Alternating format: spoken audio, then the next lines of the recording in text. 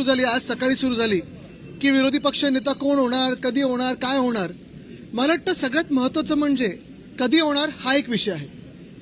महाराष्ट्रासारख्या राज्यामध्ये एवढं निवडणुका झाल्यानंतर निवडणूक आयोगाच्या आशीर्वादानं बहुमताचं सरकार बसलेलं आहे आणि तरी नेमकं कोणाला घाबरतायत हे, कशाला घाबरतायत हे.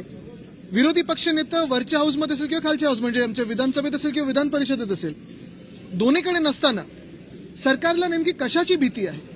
बरं, असं झालेलं आहे की सरकारमध्येच दोन विरोधी पक्ष नेते तयार होत नाहीत ना, असा देखील प्रश्न कदाचित मुख्यमंत्र्यांना पडला असेल आणि म्हणून कुठच्याही बदल झालेला आहे विरोधी पक्षाच्या प्रस्तावाच्या ह्याच्यात, ह्या अफवांवर विश्वास ठेवू नका. कोणी बातमी पेरलेली आहे, कधी पेरलेली आहे, कुठच्या माणसांनी पेरलेली हे आम्हाला सगळं माहिती आहे. पण एक लक्षात घ्या तुम्ही, जे आमच्या कानावर येते की सत्ताधारी जे बाक आहेत, एक पक्ष दोन गट असे जे आहेत, त्याच्यातून एका गटामधून 22 आमदार मुख्यमंत्र्यांच्या हाती लागलेले आहेत.